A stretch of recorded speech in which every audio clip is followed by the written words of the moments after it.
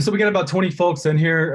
We'll go ahead and get started. First off, as always, thank you to everyone joining. Derby City Agile Meetup, Anna and myself have been really, oh wow, this is like close to 4 or 5 years that we've been doing this. We're mostly virtual now, allows us to have a lot more reach, a lot more guests as well, and international as well. So we want to thank you for joining us. Anna will introduce our presenter today. For those of you who don't know myself, my name is Jay Brown. I'm from Louisville, Kentucky. I work at Smart Data IT services company, and get to enjoy this lovely meetup group with the wonderful Anna Kepshire. So once again, thank you for everyone attending. What we're going to do is, if you have questions, go ahead and drop those in chat. Bryan will have a couple of spots in his presentation where he'll take some questions, and then if we don't get to some of them, we'll get to them towards the end as well. So if you can do that, that'd be great. Otherwise, here's Anna. Hey everyone, my name is Anna Kepshire and I own KEP Training, and I've been very fortunate to work with the amazing Chet Hendrickson, and now I get to work with Damon Poole and Rick Mook, and it's just always, I'm always learning. I've been very passionate about agility for, gosh, what? Bryan was actually the first person I met. I remember we had lunch and we sat down and I said, I'm going to make Louisville Agile strong. And I think he probably left the lunch going, okay. And then our first conference, we had Diana Larson, Jeff Morgan, Ryan Ripley. And I think we can check that box off now. So, as I mentioned, Bryan was one of our very, very first supporters, and he was behind me, every step of the way. And Bryan was agile before, most of the community was even aware of what it was. And so his agility path has been strong. He's been really resilient in pushing through and staying focused. He's now the VP of delivery at Get Beyond. He always brings a great attitude and an agile mindset. So without further ado, here is Bryan Massey. Woo, the crowd goes wild. Awesome. Well, thank you, Anna. All right, let's get started here. Okay, so a little bit more about my background. As Anna said, VP delivery at Get Beyond. So I've been at Get Beyond since 2017, which was when the company was founded. So we are a payments processor. We focus mostly on the small, medium-sized businesses. Started my agile journey in 2010 while working for Heartland Payment Systems, so just across the river. So I'm in Louisville, Kentucky. Over in Jeffersonville, Indiana is a pretty good size office for Heartland. And in 2010, I started reporting up through a new manager that was located out of our Plano, Texas office. And he was a great leader, great mentor for me. And he had a little bit of exposure to Scrum. And so he was wanting to spread some of the Scrum and Agile love to our Jeffersonville office. So he sent me out to Scrum Master and Product Owner training through Mike Cohn, who, I had no idea who Mike Cohn was at the time, but looking back, I'm very fortunate to really have Mike as kind of the leader in the intro into my Agile journey. So I went through his Scrum Master and Product Owner course. It really opened my eyes up to kind of a whole different way of approaching delivery, approaching software development. But I still knew that, just by going through 2 different 2-day courses, still had a lot to learn. So really just started reading a lot of books, trying to join meetups, go to conferences, do anything and everything I could to just learn more about this and help to share the knowledge. Because early on, I was leading a transformation at our Jeffersonville office, and very much kind of the blind leading the blind, because everybody was coming to me with questions, but I really had no practical experience other than just a couple of training courses that I'd gone through. So, over time, as I started getting exposed to a lot of other things, initially my exposure was just around Scrum. Then I started learning about Kanban and learning about lean principles and how you can apply those to software development. Got pretty heavily into Scaled Agile Framework at one point 4 or 5 years ago. helped to lead a scaling initiative at Heartland Payment Systems while I was there. Actually, I guess that was probably 7 or 8 years ago when I first started getting into Scaled Agile framework. Got into lean change management as well. So I could probably put a dozen other different icons on here, but these are, I guess, some of the ones I've done pretty deep dives into. So, through the years, I think my perspective about Agile and Lean has changed a lot. I think I look at it much more now as just kind of a toolbox, right? Like there's all these different tools that you acquire over time. Every company is different. Every team that you work with is different. And, that means that not every tool is going to work the same way for every team or every company. So it's just really important that you kind of keep an open mindset and, not be too dogmatic about, this is the only way to do things, or we can't do things this other way. Just try to have a very, what I like to think of a pragmatic agile. A lot of times is how I try to describe it. So a little bit more about delivery process at Get Beyond. We currently have 5 agile teams, mostly remote team members. So this has evolved a lot since COVID as well. At one point in time, I think we were up to around 8 or 9 teams. Unfortunately, we have had some downsizing with COVID and other events in the economy and whatnot. So we're at 5 teams today, and it's a mixture of onshore and offshore full-time employees as well as contract employees too. We do what we call quarterly epic prioritization sessions. And so this is, if you think about, most of you guys have probably heard the analogy of, you've got sand and pebbles and small rocks and medium rocks and big rocks, and you're trying to put them all into a jar.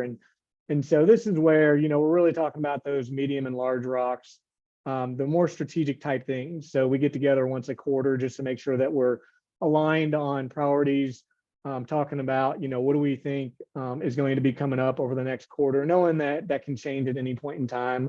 Then we do what we call a horizon planning session for the next quarter. And this is very, very high level. It's usually between 1 to 2 hours. And it's not the entire department. It's usually like our product owners, product managers, maybe some stakeholders, maybe some lead devs. And we just come together and we do some very high level road mapping. We try to identify different dependencies coming up. Are there any, third parties that we need to work with? Just any of those type of things that we want to try to identify early on. And then the teams operate on a 2-week planning cadence. So it's really much more of, I'd say, like a scrum bomb process that most of our teams follow. So they have Kanban boards, they implement WIP limits, but we kind of overlay the scrum framework on top of that so that we are doing regular planning sessions and doing regular retros as well. So that's just a little bit about kind of the high level processes at Beyond. So now I just want to give a little parental guidance warning. Some of the things I'm going to go through today, I'm sure some of you guys are going to cringe a little bit and be like, whoa, what's going on here? What are we talking about here? And trust me, I cringed through some of this stuff too, but I thought that just some good stories to share out and see if anybody else has run into similar situations at their company. So I'm going to call this guy Mr. Cringe because you're going to see him show up in a few spots as we go forward here. Next, just want to talk a little about experiments. Experiments is a word that I use a lot. I think anybody that's working or worked at Beyond has probably heard a lot of other team members use the word experiment as well. Why experiments? From my experience, at least, when we talk about change feels very long term, and people, oftentimes want to dig their heels in and start, getting their fist up, and they oftentimes are not real quick to meet you halfway at the table and talk about trying to do something to do things in a different manner.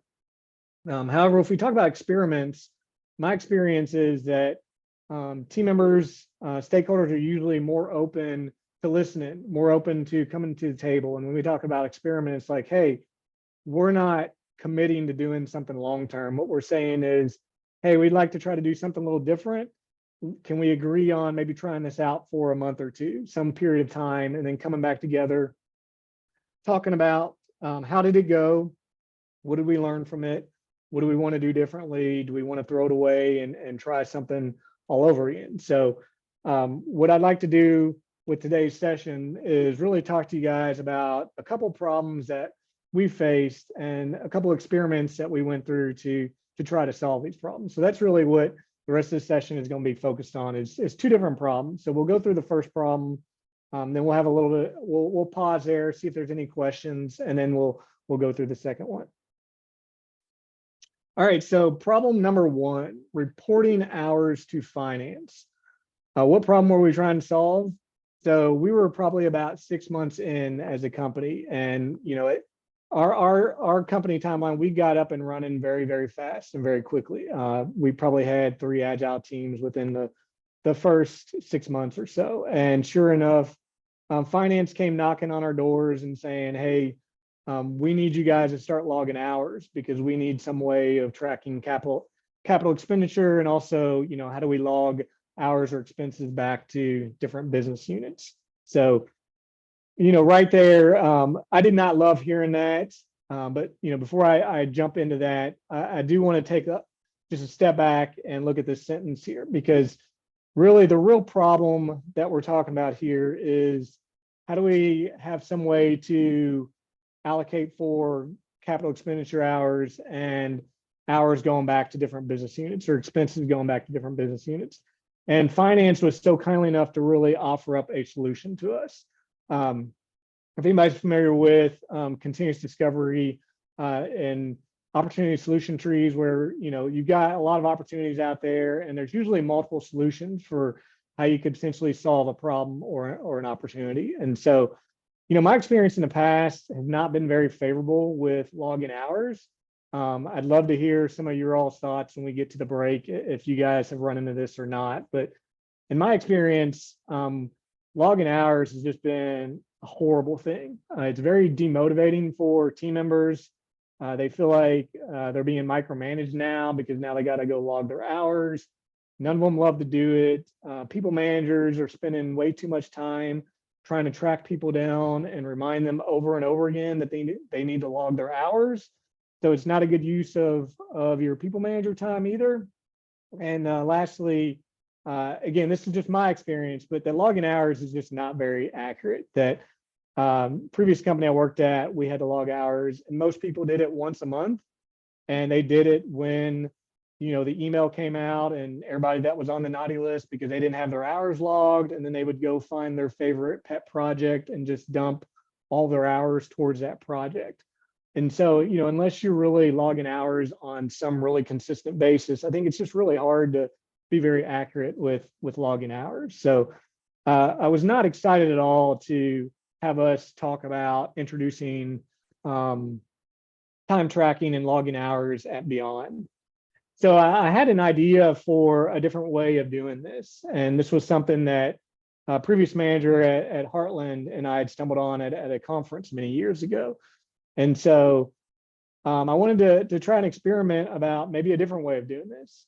So I met with our CTO here at Beyond, kind of reviewed the alternative solution with him, got his buy-in. He also came from Heartland and also saw some of the challenges we had there with logging hours. So then he and I met with our CFO. We got his approval to try a different experiment for this. And, we all just kind of agreed that, hey, we don't know how this is going to go. Certainly finance was looking at me very crooked-eyed because they didn't really understand agile language, and trying to explain to them this idea of a different way of doing it. They were certainly very skeptical, but they were willing to allow us to try it out. So we just agreed, hey, let's just try this for a few months. Then we'll come back together and we'll evaluate it. We'll figure out if we need to tweak it or if we need to toss it to the side and try something different. So it's also worth noting that, as I mentioned at that time, we were maybe about 6 months old, and we didn't have anything in place for time tracking. So it's very much a greenfield. So that certainly made it easier for us to start this experiment. A company that's already got some time tracking system in place, that's been doing that for a long time, you're probably going to face more obstacles and more roadblocks trying to transition over to a different way. All right, so let's get into this first experiment. Can we leverage data from our Agile project management tracking system to generate a monthly timesheet without asking employees to log their hours? So we use Azure DevOps, pretty common tool. in the industry. So first, what we needed to do was look at, how do we manage our backlogs today? And is there anything that we need to tweak about that process? So we basically use an epic feature story hierarchy. Some of the teams will go down to the task level, but there's really no requirements to create tasks, and it's not real consistent that tasks are created. So what we decided was we really wanted to hone in on that feature level because we wanted to try to minimize overhead with this. So we were concerned if we put too much reliance at the story level, that's going to be too much of a burden that we might be putting on the product owners of the teams. And if we put the indicators at the epic level, then that's probably way too broad, and we're going to end up creating a bunch of miscellaneous epics just to kind of accommodate our needs for time tracking. So what we did was we added a couple new fields at the feature level. One was, is this feature CapEx or not? So an indicator of yes or no there. And then another one was a drop down. I think it has maybe 8 or 10 entries in there of different areas. So, when we implement this feature, what area is going to be impacted by that? And that was simply just a way to allow finance a way to aggregate the numbers based off that selection. We also said, okay, all completed user stories must be pointed. And this wasn't really anything new. All of our teams pointed stories prior to this, but there was really no guardrails around it. So if a story went through that wasn't pointed, nobody knew about it. It was really no big deal. But with this process that we wanted to try out, we needed to ensure that the stories were pointed. All completed user stories must be linked to a feature. So we wanted to make sure that we didn't have any orphaned user stories out there. Again, all of our teams already linked stories to a feature. So this wasn't really anything new that we were asking them to do. But we did feel like we needed to put some more guardrails around this just to catch any stories out there that are orphaned. And the reason we need that is we don't know if that story should be considered CapEx or not if it's not linked up to a feature. And we don't know what area to allocate that story back to either if it's not linked up to a feature. Lastly, what we did was we created some dashboards inside of Azure DevOps, where in Azure DevOps, you can create queries to go return results to you. And so this was just kind of a way of us trying to proactively create dashboards to allow the teams to monitor the health of their backlog. In other words, do they have a story out there that's completed that is missing a point value? If so, they can click on that and it'll take them straight to that story so that they can work with the team to add points. Or if there's an orphan story that's not linked to a feature, it would show that to them so they can easily click on it and then add a parent to that user story. Okay, so the next step is, how do we determine a team's availability for the month? And so this is the process that we took. We said availability equals the number of work days in the month times the number of team members on the team times 8 hours times or minus PTO hours in the month. So if we go through an example, let's assume that there's 21 work days in the month. So a work day would be any Monday through Friday minus any company recognized holiday. Let's assume that we have 6 team members on this team and we're going to use 8 hours a day. So we do some basic math. We say there's 96 hours of PTO. So we get this from our HRIS system where we go in and we submit for PTO. So we're able to get an export out of there to see how much PTO was being logged for the month. So this team had 96 total hours of PTO. We do some basic math and that tells us, all right, well, this team had roughly 912 hours in the month. And we know that's not an exact hour. That's just to kind of give us a ballpark number to work with. All right, so next, how do we actually generate a timesheet with all this craziness that I've been talking about? So as we just said, Team Beta had 912 available hours in June. So let's assume that Team Beta completed 80 stories in June, 80 story points in June. So now we've got 80 story points and we've got 912 available hours. So what that allows us to do is we can kind of back into the number of hours roughly per point. And this is where you're going to see Mr. Crin show up for the first time, because I'm sure a lot of you guys are wondering, oh no, we're talking about hours and points, and that's like a major no-no in Agile.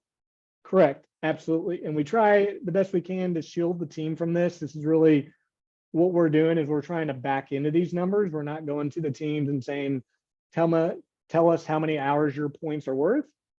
We're basically taking the data from ADO as well as the available hours, and then trying to back into those numbers. And so again, this was kind of, I cringed a little bit as we were going through this too, but I also think about the alternative of logging hours, and just felt like, all right, well, let's continue going down this approach and kind of see where it leads us to.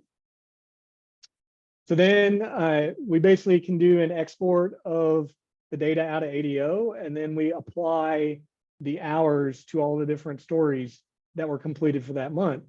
So as you can see here, you can see, I don't know, there's maybe 8 or 10 or so stories. You've got the feature that they're associated to, the story ID, the size of the story. So based off the size of the story, these were all for the same team. So for this particular team for this month, the equation came out to 11.4 hours. So like if we look at this last entry, it was a 3-point story. So we associate 34.2 hours to that story. So the hours are not linked directly back to any individual team member. It's linked back to the team. So in our timesheet that we submit, it doesn't indicate, you know, John had 12 hours and Bob had 14 hours on this story. We don't even include any team member names on it. It's just saying, hey, here's a story that was worked by this team, and this is how many hours that we're allocating back to that story. So we have tweaked the process over the years. So we are, you know, I guess about 6 years into this process now. And there's several things that we've done to kind of adjust and tweak the process. One thing that we did was we updated the logic that produces the timesheet to look for the word spike inside of the title of a user story. So if the story is a spike, then in theory, it should be a non-CapEx story because we're not actually doing any development work as part of that story. So that just simplified things. That way we didn't have to worry about having product owners make sure that they associate spike stories to some other feature that is a non-CapEx feature. So it's kind of an override capability that we added to the timesheet. We've tweaked with the default hours a number of times, and I don't know what the right answer is there, whether we use 7 hours a day, 8 hours a day, but we've tweaked with that a number of times. We've added additional categories at the feature level, so just to allow for different ways to kind of slice and dice the data. We've also said, you know, if the original story point estimate is way off, then we recommend that the team go ahead and update that story. And again, here's Mr. Corinne showing up, which, you know, this feels like another, you know, Agile no-no. You're not supposed to update story points. I get it. And, you know, we try to be realistic with this too. Just if it was a 1 and it ends up being more like a 2, don't worry about it. If the team pointed it as a 1 and ended up being more like a 5 or an 8 or some drastic difference, we do advise that they go in and update those story points, strictly because the way that we leverage those story points to produce the timesheet downstream. So some benefits and challenges that we've had from this so far.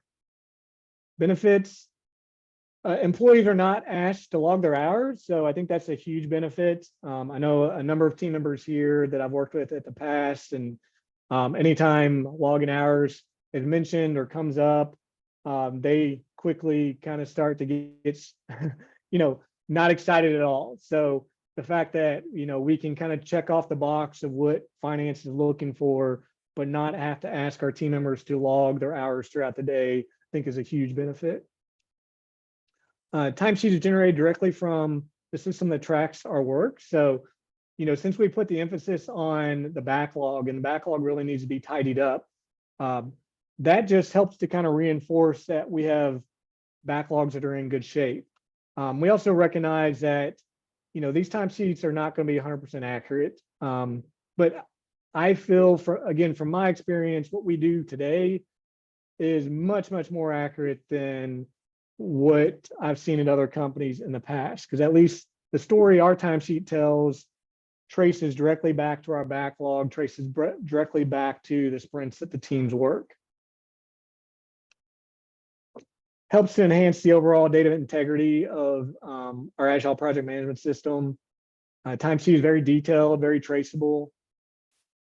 So some challenges: unstable teams. So if team members are coming in and out, if you're losing team members, if you're moving team members around, any of those type of things that a new team struggles with from a stability, which, ultimately just kind of comes down to if a team isn't consistently delivering, if you've got a team that has huge peaks and valleys, that can cause problems with the timesheets. Like if 1 month their throughput is, 102 story points and the next month it's 25, that's going to drastically kind of skew those timesheets.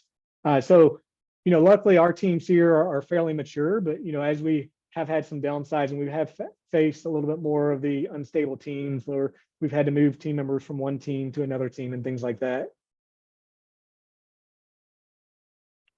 And lastly, just, how do we handle admin type activities? Somebody goes, and does a training course for the day, or somebody, is attending some general meeting for 4 hours or something like that. How do we factor those type of things in? And we've tried different things for that. Again, that's another one of those that I don't feel like that we've got a perfect solution for, but I still feel like what we do today, tells a much better story than my previous experience with login hours. All right, so that's kind of the first experiment that I wanted to talk about. So I'd like to pause for a few minutes here, see if we can go ahead and let's see how we're doing on time. Maybe we can take a couple questions now before we go into the next one. Yeah, and I think you might have addressed this towards the end, just thinking about the variables of not directly production related, project production related time. So lunch breaks, meetings, responding to emails, those types of things, how you factored those in. So I think you answered that pretty much towards the Sorry, end. Jay, you're breaking up a little bit. I'm not sure if it's on my end or not. Nope, I was just repeating one of the questions from chat. I was saying I think you answered this, and it might be me. If I'm breaking up, others can chime in the chat. So what is the factor on that? So the question's the default, what are the default available hours? Because 8 hours in a day seems high. So what is the factoring that you're using? Because I know you said you're factoring in the meetings, but what is are you doing it by a percentage of time? Does that answer it, Jay? Okay. Laura, are we answering your question right? Asking the question right? I'm not sure. I think it is. So, Bryan, what are you doing with how are you factoring it? I think that's the question. And I might have missed it. So I'm sorry. We've done a few things. We do have kind of a template at a role level based off your role. Sorry, can you guys hear me? Mm-hmm.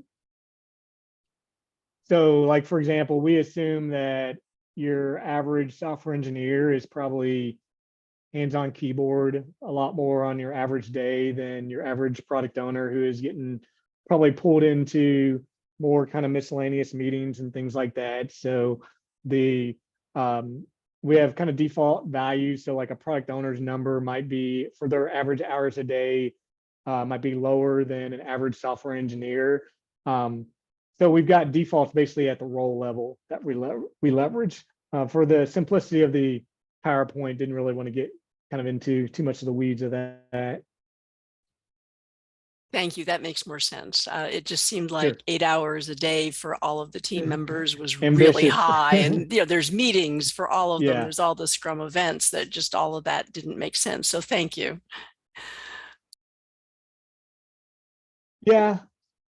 Yeah, and I'd also challenge that a little bit too, or at least we challenged it some, as we've met with finance, and obviously they have an incentive of trying to figure out how can we have more CapEx work. And if we are having meetings, but those meetings are about projects that are CapEx projects, then is there an argument that can be made that that time is related to CapEx work as well? And it gets really fuzzy there because in Scrum meetings or various meetings, some of the talk may be about project work, some of the talk may be about team health. So there's definitely a blurry line there.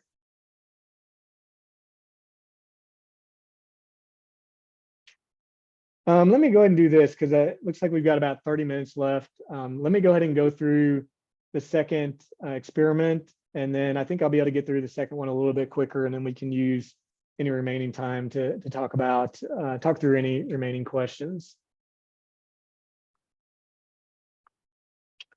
All right, so experiment number 2. So what problem are we trying to solve? Development cost estimates. Last year, Get Beyond brought on a new company president. And soon thereafter, we started getting questions around cost estimates. How much is it going to cost for us to implement this feature? How much have we spent on this project so far? My experience has been, maybe I've been fortunate, but those aren't questions that I have been often asked in my career, which sounds kind of crazy because they're probably things that I should know more about. But so, I had to kind of think about, okay, well, we don't really have that data readily available to us, but obviously people are asking. We need to think about what are ways that maybe we could go about coming up with those numbers. So experiment number 2, can we leverage historical timesheet data to help us in producing cost estimates? So as I just went through, we've spent 6 years now generating these timesheets and sending them to finance. And, honestly, it was just kind of out of sight, out of mind. We would generate the timesheet, we would send it to finance, and we would check that box and say, all right, we're done with it. And we didn't really pay too much attention to it unless finance came back and asked us something about it. But the reality is we probably have a lot of good data in there that we could look at and maybe could help us with this new experiment. So what we did was with our team, so let's just take 5 teams here, for example, we looked back over the last 6 months and said, okay, let's look over the last 6 months and how many points did each of these teams complete in the last 6 months? How many hours did we submit on timesheets over the last 6 months? And then that gives us an average hour per point per team. And then we can also get an average point size for each team. So maybe some good data here that could help us with answering these questions around cost estimates and cost spend. Sorry, I guess I got a little ahead of myself there. So here's another kind of cringeworthy spot, right? We're again talking about hours and points. Again, it's not something that I love to talk about, but we've got a problem, we got a challenge. We've got many people outside of the delivery department that maybe don't live and think and breathe agile, and telling them that this cost us 47 points isn't really going to be what they want to hear. They want to understand more numbers and dollars about our spend. So, we think this data here could probably help us to start answer some of those questions. So translating timesheet data to cost. Worked with our finance department, and finance department gave us an hourly rate of $61 an hour, kind of an all-in hourly rate. Now this is averaged out, as I mentioned, we got onshore and we got offshore and different, full-time team members, contractors. So this is kind of an overall average of $61 an hour. Now, if you take this $61 an hour, then that can start to give us an average cost per point. Again, we're just doing the basic math here where we say, okay, well, team A, their average hours per point was 9.92 hours. So we multiply that by $61 an hour, that gives us $605 per point, where if you look at team D, their average hours per point is 13.33. We do the math there and they come up to $813 per hour. And these numbers might change slightly based off of, do you want to look back over the last 12 months, the last 2 months, the last 6 months? 6 months has felt like a pretty good number that we've been using to aggregate this data, unless there was some major change event in any of these teams during that period of time. Then in that case, it might make sense to look at the data a little differently. So an example here, how much will this epic cost to implement. So let's say that we've got an epic that's being discussed and we're being asked, okay, well, what's this going to cost us to implement? And we've got our little cheat sheet down here in the bottom left from the data that we've put together. First step of what we would typically do is take this epic and break it down into some features. So maybe we come up with 4 features out of this epic. Then we would determine, okay, well, which team is most likely to work on these features? We've got a lot of different systems that kind of keep the business up and running, external facing, internal facing, back end, front end type stuff. So not every team can just jump into any system, or at least not with a lot of training and learning. So usually we can kind of identify, and working with product owners and the leads on each team, which team is most likely going to pick up each of these features. So we identify which team is most likely going to work on the feature. We don't lock that in. Again, that could change, but just based off what we know today. Then we ask the team, and a lot of times it's not the full team. A lot of time it might be 1 or 2 representatives from the team that would talk about the feature and just give kind of a quick gut check. Okay, well, based off what we know today, we think feature 1 is maybe about a 20-point feature. We try to really balance value versus waste here. We don't know if we're going to do this work yet or not. So we try to minimize how much we're pulling too many people into these conversations that are very, very early stage conversations. So we get kind of high level point values at a feature level for each of these. Then once we have that point value, then we can do a cost estimate for these features. And so this is just going back to our cheat sheet over here and saying, okay, well, team A, their average point costs $605. So, based off what we know today, we think this feature would cost about $12,000 to deliver. And then team B, their average point cost about $691. And this is what we think those will cost to deliver. And so, if I were to turn this in, submit this to whether it's our president or whoever's asking for this, I wouldn't turn in $39,321. I would probably turn in something that said, 40 to 50K. It really depends on the confidence that we have. How big is this? How many knowns, how many unknowns are there about this? But, I'd prefer to turn in more of a range. And the other thing that I found that this helps with is, we don't necessarily have to do all these features. So we use a concept that we call MVS. A lot of people refer to it as MVP, minimum viable product. We like to use MVS, minimum viable solution. So we might determine after going through this exercise that, the juice just isn't worth the squeeze on some of these, that maybe features 1 and 4 are really our core MVS for this epic. And we might defer doing features 2 and 3 that, after looking at the rough cost estimates versus the value we think we're going to get out of it, it maybe just isn't worth it at that point in time. So that's kind of an example of an epic that we haven't even started on. That's just maybe a, essential one day, something that we might do. What about work that's in flight? How might we track cost on that? So again, we've got our cheat sheet down here in the bottom left. And let's take that same epic and let's say that we did decide to do all 4 of those features and the work is in flight right now. So we've got the original feature estimates here. We've got, 8 points inactive for feature 1, 19 closed. So, how can we make sense out of this? So we're going to leverage, this is team A and team B here. So we're going to leverage our average point size and again, our cost per point over here. The feature estimate, this just came from the last slide as well as the feature cost. So that was just carryover from the prior slide. Now, if we look in the middle here, estimated story points, 29.38. What the heck is going on there, right? Where's that 29.38? Who points a story at 0.38? So where that comes from is what we do, and this is all kind of generated in Power BI for us. There was some upfront work to build the formulas behind it. And then once that's set up, it just kind of naturally runs by itself at that point.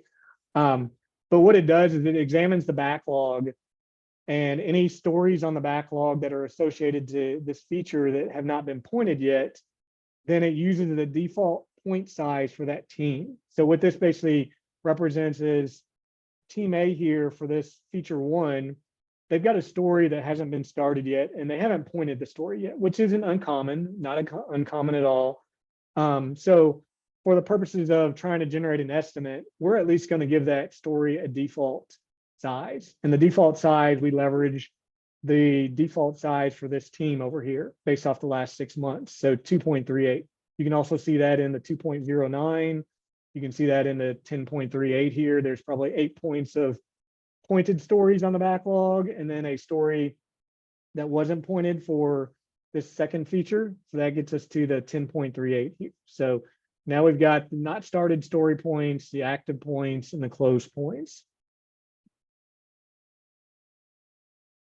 So to determine estimated cost to date, what we do is we take the active points, and these are stories that are in flight. So we're not done with them, but we have started on them. So what we decided to do was basically take half the total cost, just as a kind of a general rule of thumb. We take the point value, we multiply it by the cost per point, then we divide it by 2 to take half of it. Because again, these stories aren't done yet, but we did start on them. So we have spent some time, some money, some effort on these stories. And then we take the full cost of the closed points. And so that gives us our estimated cost to date. So we could say, so far on feature 1, we've spent about $14,000. And based off the current backlog, we estimate that this feature is going to cost us about $18,000 to complete. And if we look back at our original feature estimate, it was at 12.1. So, this is also a way for us to, we can learn some stuff from there, like how good were our original feature estimates. We don't expect them to be perfect. They're done early on, oftentimes maybe with limited knowledge, limited sets of data, but this is just a way for us to learn from this, to understand, how accurate were those numbers, maybe how much of a fudge factor do we need to be applying to those numbers in the future based off of past trends. So this has been helpful for us when we're asked to report out current spend on projects, as well as, how much do we think this is going to cost for us to complete this initiative.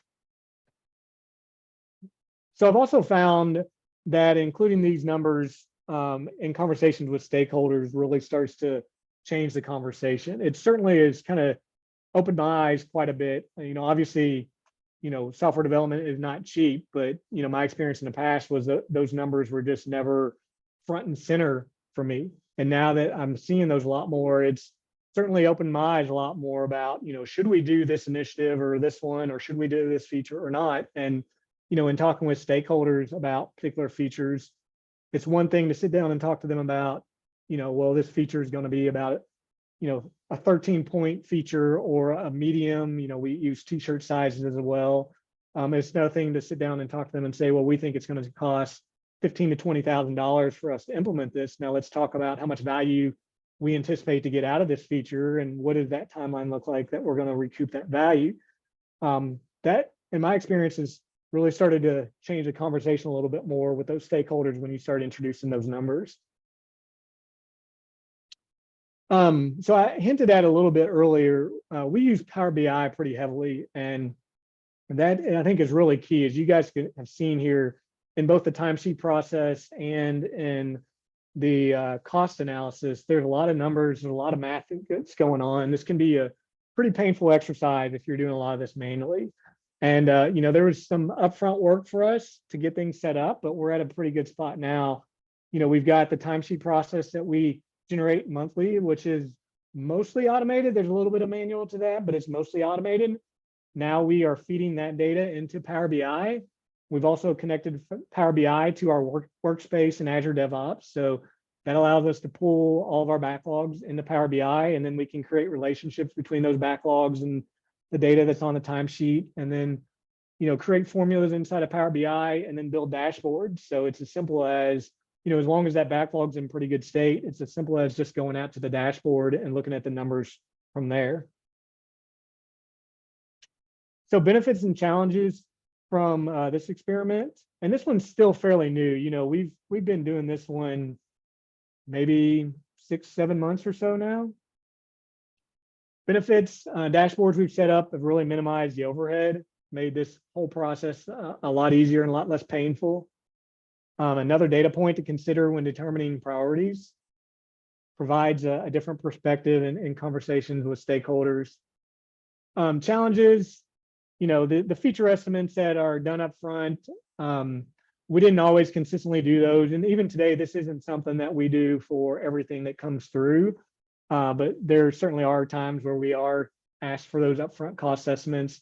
We don't love doing that, but we do understand that there's value in trying to make an ROI decision on whether or not we should go forward with this. And even if we say we want to go forward, we're not committing to doing it all. We might be saying, okay, well, we're ready to start this, and then we're going to learn as we go and figure out whether we want to continue going down that direction or not. But pulling team members into those early feature conversations can be disruptive at times from their day-to-day. And then I think we all know that the backlog is built organically and it evolves over time. So when we are looking at cost estimates for work in flight, it's only going to project based off the stories that are built out in the backlog. So if there's a feature out there that's got 3 stories under it, we're going to build that projection based off of those 3 stories, but there might be 5 more stories that just haven't been built out yet under that feature. So that's just kind of a known challenge that we have, and we got to keep that in mind when we're looking at some of these feature level costs. All right, so that brings me to the end. So I'm happy to take any questions on the cost analysis, or if there's anything else that we want to circle back on the timesheet piece.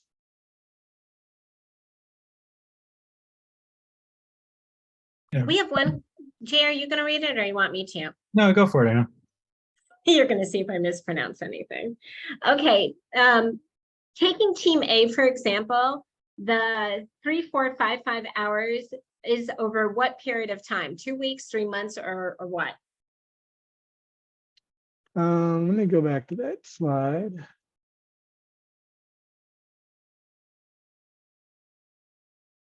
So this data down here was for a 6-month period. That's the general rule of thumb that we use if we have a team that's had kind of a major shakeup or something like that in the past 6 months. Then it might make sense to use a shorter window of time. So let's say that team drastically changed 3 months ago, then it might make sense for that particular team to just look over the past 3 months versus the last 6 months. But the general rule that we try to do is look back over the past 6 months. And then I have another one. So early on, you mentioned that there were some reorgs and changes in management. I'm leery of sharing team data with management. Did any of the team per point cost contribute to any layoffs? No, our biggest, as I mentioned earlier, our focus is small, medium-sized business. In particular, restaurants are biggest chunk of our portfolio. So you can imagine the impacts that COVID has had on the company.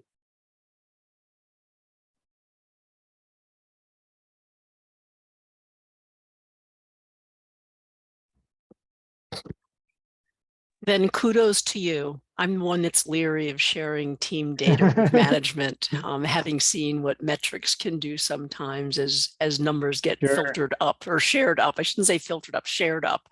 So thank you. Good work. Yay. Yeah, and I do want to be clear, like, I don't share these numbers. Like, management would just see the total cost.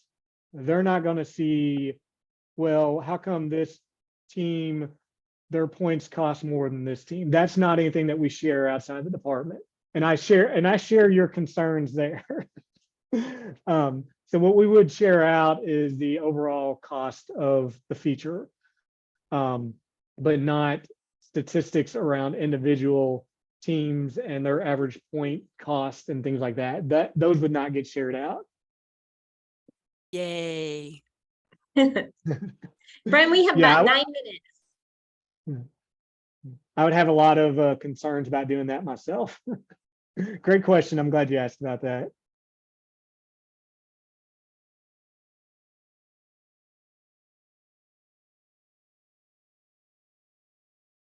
So I've got it up here. Are your agile teams a mix of experienced and beginners? I would say mostly more mid to senior level team members. It's, unfortunately, we haven't done a lot of hiring over the last couple of years, really. So even when we had the more junior ones, they're now, more on the experienced end today than they were, 2 or 3 years ago, maybe when we brought them in, or if we brought them in pre-COVID. Can we find the recording of this presentation, Anna? Or Anna, I'm assuming that that'll be out on the Meetup site. Is that where you usually share that? Yeah, I put everything on LinkedIn also. So we do it, we post it to the Meetup. We could share it to their, we can message everybody with it.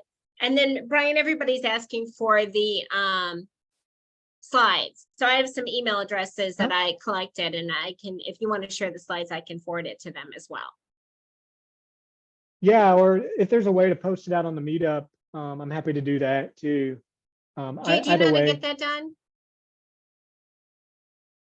I can figure it out. I know we could do the recording for sure. The slides I'm not positive about. Okay. Yeah, either way, I'm happy to. And then another question, what is the average point size and what are the units? The average point size, so this is in story points. And so this is somewhat made up data in terms of, I didn't want to list our actual teams, but in general, our team's average point size is around the 2-point mark, based off of the data that I've looked at. So that is in story points.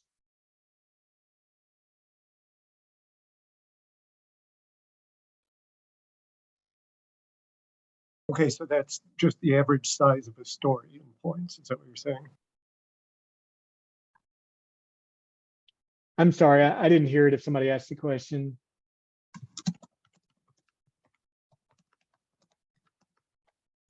Go ahead, Will. I put it in the chat. You're just saying that's the average size of a story for that team? Or? Oh, yeah, correct. So if you take all their stories, so let's say they had 100 stories and you sum up the total points, and if that ends up being 238 points, then for team A, their average point size for that period of time was 2.38. Okay, got it. Thanks. Sure. Yeah, no problem.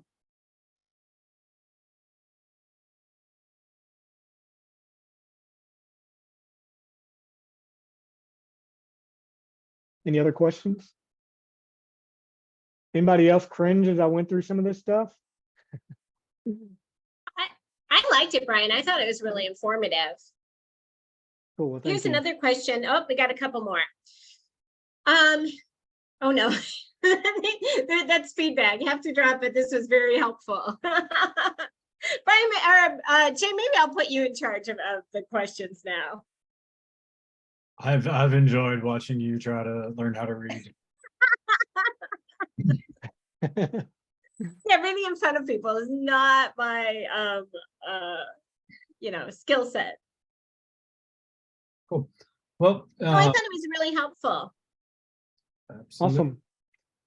Well, yeah, so I'm happy to share the slides out. Yeah, Jay, just keep me posted if you struggle with how to get it posted to the Meetup. And if somebody wants to just send me an individual email addresses, I can share them out that way as well. Here's one. How often do you have retros to review the experiments? That's a good question. On the experiments, we did it fairly regularly early on with the timesheet process. Probably, I think it was around once a month, because that's when we generated the timesheets for probably the first 4 or 5 months. Sadly, we haven't done much with that process. It's just kind of running on cruise control at this point in time. Yeah. So there's not a whole lot that we meet to specifically talk about the timesheet process today, unless, finance or somebody were to come to us with a different need, or if we were to run into some type of a challenge.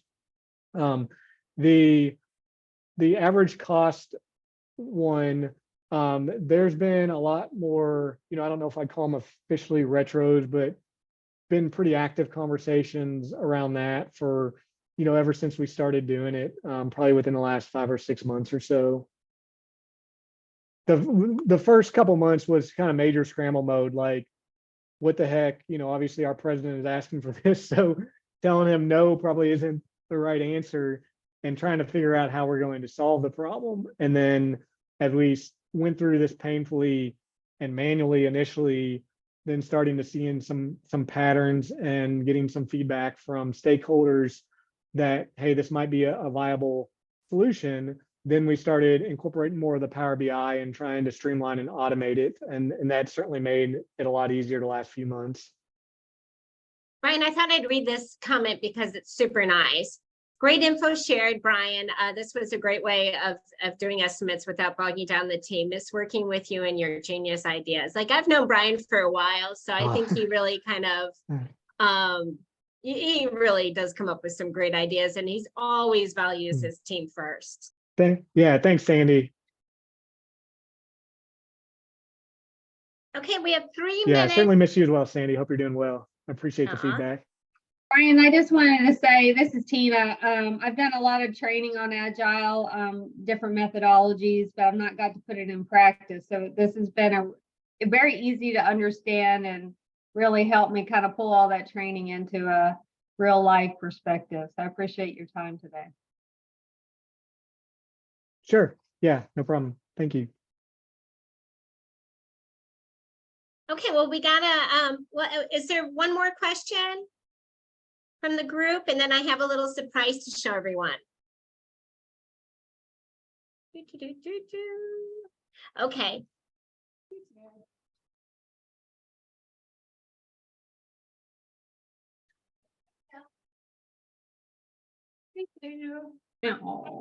I think many of you know that Cyber the training dog is no longer with us because she passed away.